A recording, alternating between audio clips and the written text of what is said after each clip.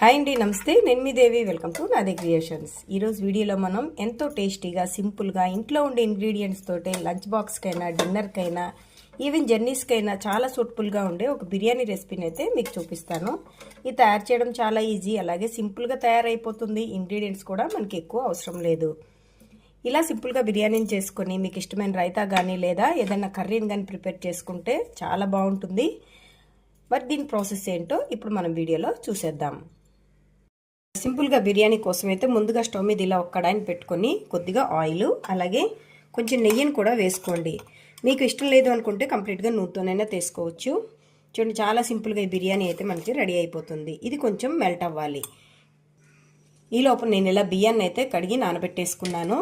నేను మామూలు బియ్యాన్ని వాడుతున్నానండి, మనం రైస్ వండుకునే బియ్యాన్ని. మీరు కావాలంటే బాస్మతి బియ్యాన్ని అయినా వాడుకోండి, కానీ ఒక 10 మినిట్స్ మాత్రం ముందు సోక్ చేసుకుంటే బాగుంటుంది.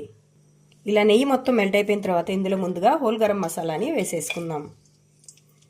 అలాగే ఒక బిర్యానీ ఆకును కూడా, ఇది మంచి ఫ్లేవర్ వచ్చేంత వరకు ఫ్రై చేసేయండి.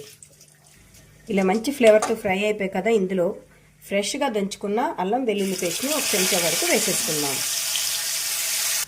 ఇది ఇలా చక్కగా మంచి వాసన వస్తున్నప్పుడు దీంట్లో తురుము పెట్టుకున్న కొద్దిగా కొబ్బరిని వేసుకోండి. ఈ కొబ్బరి వేసుకోవడం వల్ల టేస్ట్ అయితే చాలా బాగుంటుంది, కమ్మగా వస్తుంది బిర్యానీ అయితే. ఇది ఒక్క నిమిషం పాటు ఫ్రై చేసేసుకుందాం. ఇలా ఒక నిమిషం ఫ్రై చేసుకున్న తర్వాత ఇందులో పచ్చిమిర్చి అలాగే కొద్దిగా కొత్తిమీర కాడలు, నేను కేవలం కొత్తిమీరే వేస్తున్నానండి. మీరు కావాలంటే పుదీనా కరివేపాకు వేసుకోండి. నేను ఒక్క ఫ్లేవర్ అయితేనే నాకు నచ్చుతుంది కాబట్టి నేను ఒక్క కొత్తిమీర మాత్రమే యాడ్ చేశాను. ఇది ఇలా ఫ్రై అయిపోయిన తర్వాత ఇందులో కట్ చేసి పెట్టుకున్న ఒక మీడియం సైజ్ ఆనియన్ కూడా వేసేసి ఇంకొక 2 మినిట్స్ పాటు దీన్ని ఇలా ఫ్రై చేయండి. ఇవి ఇలా మొత్తం ఫ్రై అయిన తర్వాత ఇందులో కట్ చేసి పెట్టుకున్న బంగాళదుంప, వేడి నీటిలో ఉడికించి పెట్టుకున్న మీల్ మేకర్, ఒక మీడియం సైజ్ టొమాటో, మీ టేస్ట్కి తగ్గట్టుగా సాల్ట్, కొంచెం పసుపు వేసేసుకొని ఒకసారి వీటన్నిటిని బాగా మిక్స్ చేసేసుకోండి. ఇది చాలా సింపుల్గా అయిపోతుంది, లంచ్ బాక్స్లకు అయితే చాలా టేస్ట్గా ఉంటుంది. చూడండి, ఇలా బాగా కలిపేసుకున్నాం. నేను ఇక్కడ 1 కప్పుకు సరిపడా కొలతలు చూపిస్తున్నాను. మీరు తీసుకున్న రైస్ని బట్టి మీరు మెజర్మెంట్స్ని అడ్జస్ట్ చేసుకోండి. ఇప్పుడు వీటన్నిటిని కూడా మనం రైస్ నానబెట్టుకున్నాం కదా, దాంట్లో వాటర్ అంతా తీసేసి దాంట్లో వీటిని యాడ్ చేసుకుందాం.